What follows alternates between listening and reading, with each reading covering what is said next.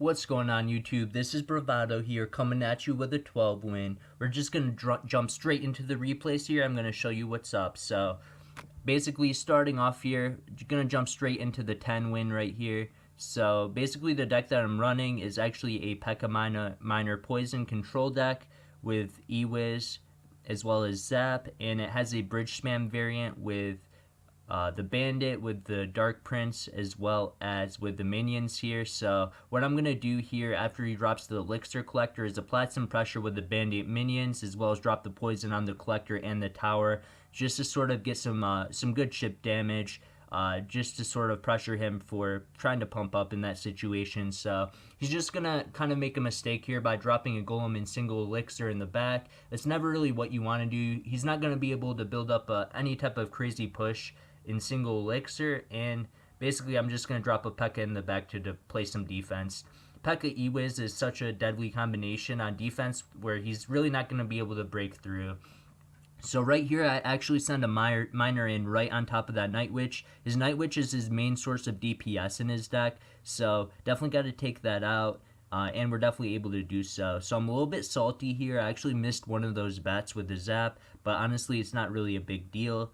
His Baby Dragon is not going to do too much for him, and I'm just going to throw some minions. Want to see what he's going to do to defend in this situation. And he definitely makes a mistake here by dropping that Ice Spirit off to the side. One of the minions was able to avoid that, and I was able to pick up some serious damage. So I will always take that 4-for-4 trade with the poison, especially since I don't have Miner and Cycle. Just going to take that straight up, and we're actually pretty even on Elixir. He's up a few Elixir, but honestly, it's not too big of a deal. I know what he's trying to do here. He's going to try to build up another Golem push. I'm going to drop my P.E.K.K.A. in the back preemptively just to sort of see what's up. Definitely going to try to defend in this situation, and then I'm going to try to take the tower after I defend. So that's a key part about this deck is having that counter push potential is definitely pretty key, and always being able to take out that Night Witch is always very key as well, because outside of that, his Mega Minion's going to do pretty well for him, but the Baby Dragon really isn't going to do too much as far as I mean, it's good against my minions, but that's about it. Notice this miner placement, and I'm able to draw that Night Witch away and get the Dark Prince on top of the tower. So that was a very optimal placement. That's one of the reasons why Miner's honestly one of my favorite cards in the game.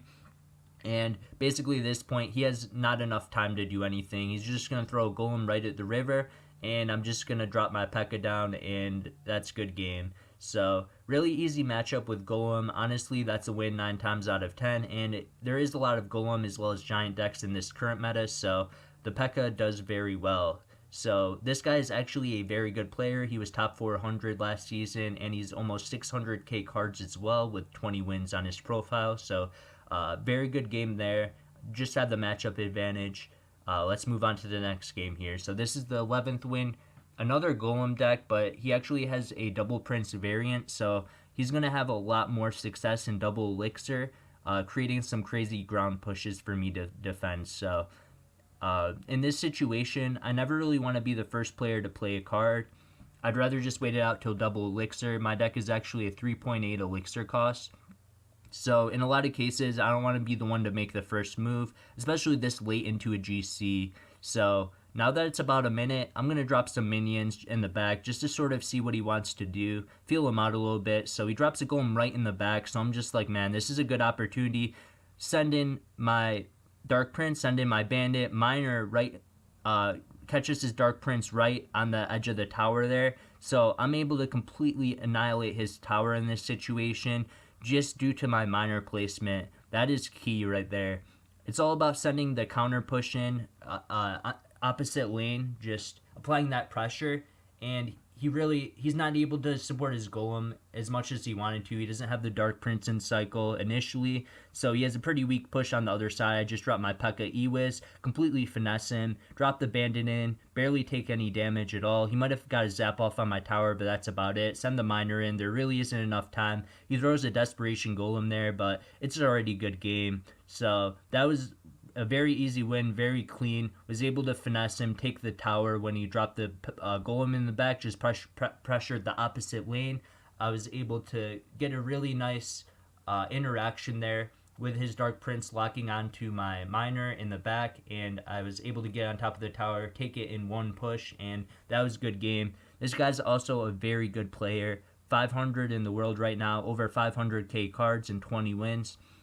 So that was a very solid win, and I was definitely happy to pick that up. So jumping into this final replay here, this is the 12th win. I was actually 11-2 at this point in time, so the pressure was very high at this situation. So I definitely want to make sure that I win this type of game. This guy's running a 3M deck with Royal Ghost, Goblin Gang, Miner, and Pump. So it's a pretty common deck that you see in a lot of situations. So what he does is he starts off with the Pump. What I want to do is get the Miner on the tower as well as drop the Poison preemptively, because I know that he's going to drop something to defend it. I'm able to clip the Goblin Gang there, and it is definitely a positive trade there. So drop the Bandit because the Ghost does not do a good job defending the Bandit stash, so he has to drop an Ice Golem. So I sort of want to see what he's up to right now. I'm just going to drop a Dark Prince, able to get the dash off on that, but he's going to drop his 3M right there at the bridge, which is pretty crazy.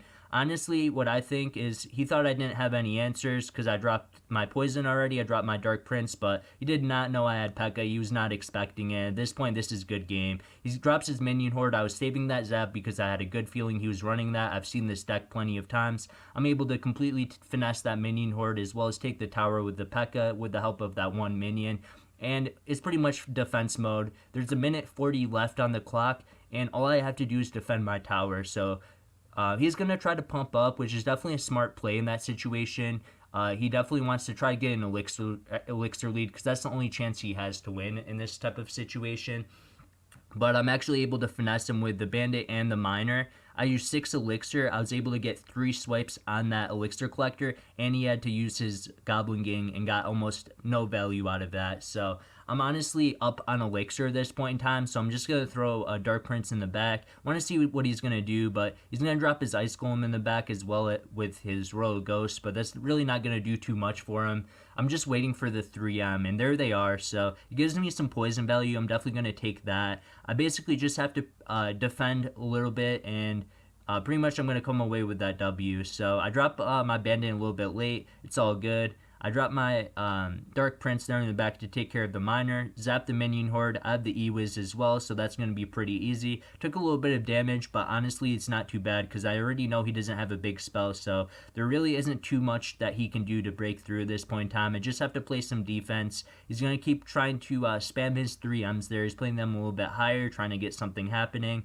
But I actually dropped my P.E.K.K.A. right up front because I had a feeling he was going to support that side. I'm able to zap the Minion Horde down, and he has absolutely no shot. So he's going to throw his Miner in. It's really not going to do too much. It doesn't do too much damage at all anyway, and it's pretty much good game at this point in time. My towers are way too healthy, and I was able to take out his tower earlier in the game, so there's really nothing he could do at this point in time. So good game and well played. So that was definitely a very clean 12 win. I hope you guys did learn a little bit from this deck.